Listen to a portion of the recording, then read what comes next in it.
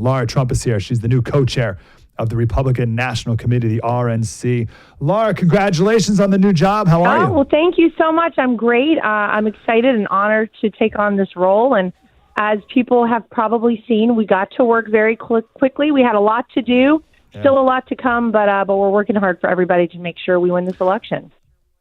Yeah, we got 214 days to do it. Just one background personal question. At what point did you think, I want this job? I think I do good, and I think I want to take it over, because it sounds terrible to me. I mean, if I'm being really honest, did I ever think that this would be a role I would take on? Probably not. But you know, I'm a person, as I think you could say about everybody in the Trump family, who I want to be the most useful, and I want to do whatever I can to be effective. And when this position became a possibility for me, and I really talked a lot with my father-in-law about this. He was the one who really told me, he said, I think you would be perfect for this role. I think this is where we need you. I think the party needs you here, and I think the country needs you here. And so I said, you know what? This is something that I want to take on. And, so hopefully everybody can see that it's something I'm taking very seriously and truly am honored to do. I never thought I would be able to call myself the co-chair of the RNC. No, we're glad you're there. We talked to Mike Watley the other day, and we're praying for you guys, certainly. So, but I gotta be honest, this audience over the years, after being beaten down and disappointed for a long time, pretty skeptical. I think like an understandable and healthy cynicism and skepticism of the Republican Party, and I don't think we want to be that way anymore. So, what's different now than in the past? Well, yes, we should always examine everything presented, especially these days, with a skeptical eye, no matter what it is. But listen, I understand the hesitation a lot of people had over the past several years with really getting super involved or relying on or donating to the RNC. The truth is, I think a lot of people felt like maybe the folks there weren't fully representing exactly what our values are as conservatives and using money wisely towards causes that we care about. And so I think people saw pretty quickly. The first week that we were there, we did a lot of staffing changes. I think I'll say very nicely. We changed a lot in terms of the folks at the RNC. We made sure that we weren't overlapping people with the campaign. And what's very unique about this election cycle right now, and I can say this, Mike, having gone through 2 previous elections. I don't feel old enough to have gone through one, but alas, this is my 3rd. I can't even believe it. We previously never saw a cohesive bond between the campaign and the RNC. We always worked together, and they worked alongside the campaign, but never were we one entity. And we truly can say right now, the RNC and the campaign is one bonded entity. We have people currently at the RNC who were over at the Trump campaign as of a month ago, and vice versa, folks from the RNC who have gone over to the campaign. This way, we're not doubling up on the same effort. This way, one person is in charge of one thing, not 2 people doing the same job, and we're wasting money on that. We've reviewed vendors and contracts that have been at the RNC for years, making sure that everything is priced appropriately, that we're getting the best value for everyone's dollar. It is a very different vibe at the RNC right now, and I think the point is we are all facing the same direction, and we are all focused on one end goal, that is making sure we save this country come November 5th. We're playing the game differently as we head into this election cycle. We're doing things that have never been done at the RNC before, things like legal ballot harvesting, trained poll watchers, making sure people are getting out to vote early and trusting vote by mail. We want you to vote however it is you can vote as early as you can, and then encourage other people to go do the same thing. So from the messaging to the staffing to the use of funds, I think people are very quickly going to see it is a different RNC. That's great. I'm talking with Lara Trump, co-chair of the RNC. So Biden has a ton of money, raised $26 million in one night the other day, while, of course, your father-in-law was at the wake of the NYPD officer. But $26 million is a pretty good haul. You guys, RNC, didn't have a lot of money. I see some numbers here, and you obviously know more than me. So maybe where is the Republican Party right now? But more importantly, what is this money going to be spent on differently now? Because as we've been saying, with 214 days, we got 214 days to win this darn thing. So what are we going to do? Yeah, how are we winning? 31 weeks as of this past Tuesday away from the most important election, I believe, of any of our lifetimes, for sure. Yeah, so when we came into these positions, Michael Watley, the chairman, and I, we really didn't have a great situation with the cash, obviously, and the Democrats love to talk about that. As you just referenced, it took 3 presidents, Barack Obama, Bill Clinton, and God bless us all, the current president of the United States, as hard as it is to say, Joe Biden, to raise $26 million at the glitzy Radio City event last week. It is taking us one president, Donald Trump, as of this Saturday, in one single event. This is our first major fundraising event with our joint fundraising committee, Trump 47 committee. This is a fundraising committee between the RNC and the campaign. We have $40 million that we've already raised for that single event. As of yesterday, we reported our March fundraising numbers. $65.6 million we have brought in just in the month of March. It is the largest fundraising month for the RNC in history. We are taking this very seriously. And Mike, what I think it says is that people are starting to see this is a different RNC. We feel more comfortable now donating our money here because we believe that the money will go towards the things that we care about. And you ask, how is that money going to be used? Well, I just talked about the fact that we are going to be playing this game differently, right? We need to have people all across this country. We want volunteers, first of all. Of course, if you want to volunteer, DonaldJTrump.com, GOP.com, please come help us wherever you are in the country because we want you poll watching. We want people in every tabulation center across America. If you're an attorney, we want you also in every polling location and in every tabulation center because this way, if there is even the faintest hint of anything wrong, in a moment, we can tackle it and we can address it. And we're not waiting weeks on end to bring lawsuits in this space. We're making sure that we have a robust team across this country actually focused on winning. And not only is it about getting out the vote, engaging with people like low propensity voters. These are people who always vote Republican, but maybe only go to a polling location or vote in every 3 or 4 elections.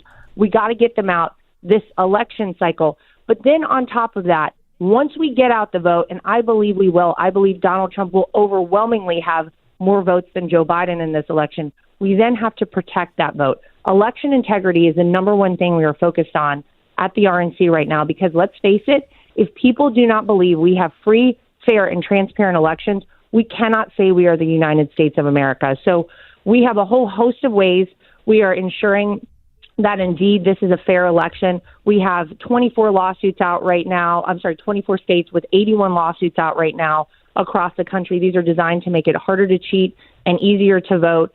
We are putting in place this not only poll watchers, but poll workers. These are trained people who can actually physically handle the ballots, count how many are coming in, count how many are going out.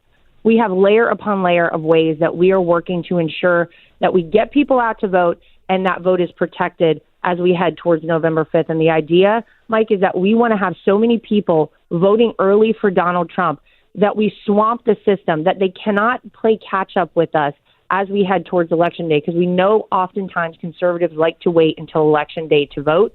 And we want to make sure that we get people in as early as we can, because you never know what happens in life, whether your personal circumstances.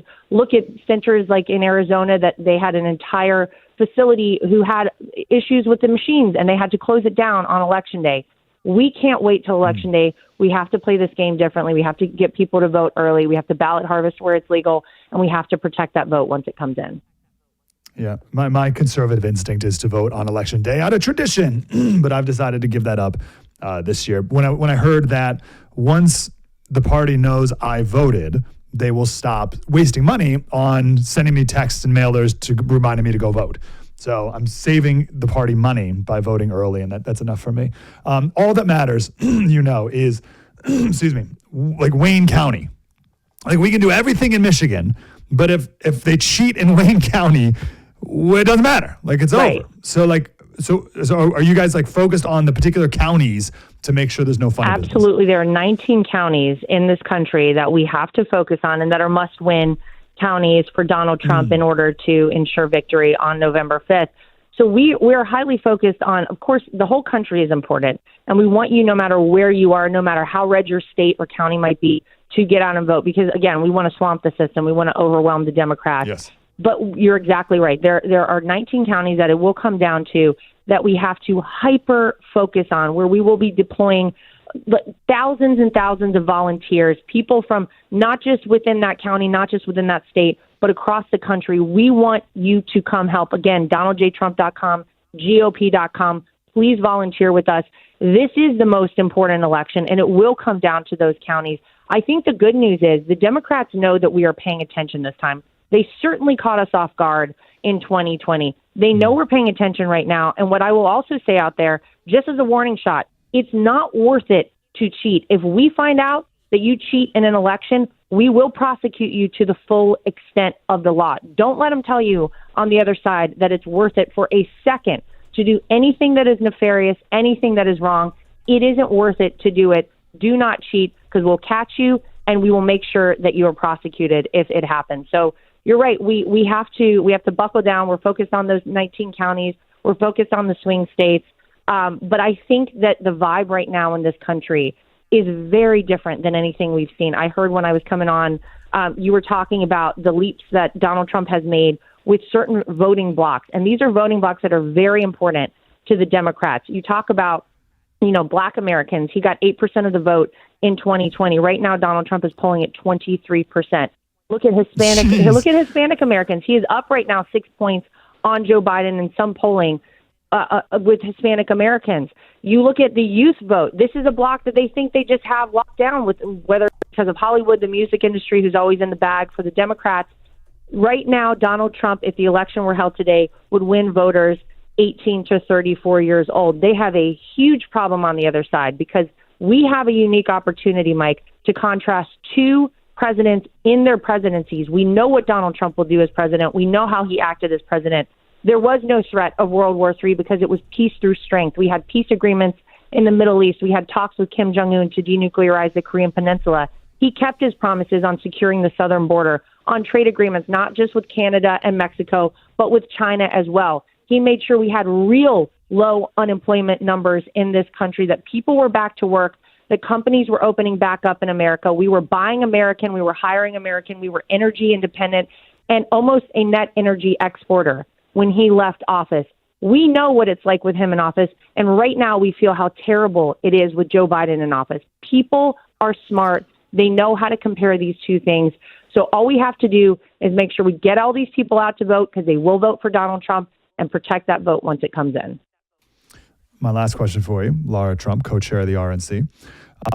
There's illegal voting, right? There's like breaking the law that you spoke of, prosecuting to the full extent of the law. And then there's illegal voting. You know what I mean? Right?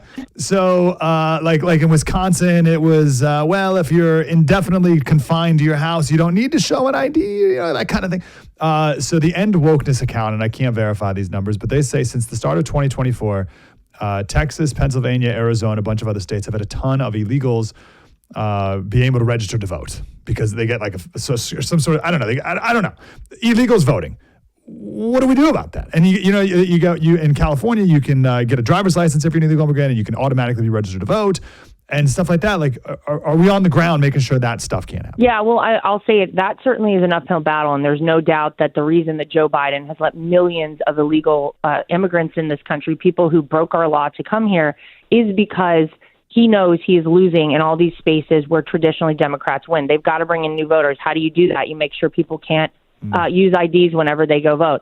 Not only are we paying attention to it, but I had Scott Pressler last week, who a lot of people know very well as a grassroots hero. This is a guy who has single-handedly registered more Republican voters than I think any person in history. We are working alongside his team to specifically address things like this. Yes, we're paying attention to it. And yes, we can, Mike, get back to one day of voting, voter ID, paper ballots. But in order to do that, we've got to win this election at the top with Donald Trump. We've got to expand our lead in the House, and we have to take back the Senate. That's the plan. Okay. Once we get there, let's change it to make it secure and safe, and every single American, Republican, Democrat, or Independent, should want just that. Our audience are not just voters. Our audience isn't just bringing 10 people to the polls. Our audience need to be the poll watchers and the people there on the ground. So how can our audience help? Yes, the cause? We want you. Please come volunteer.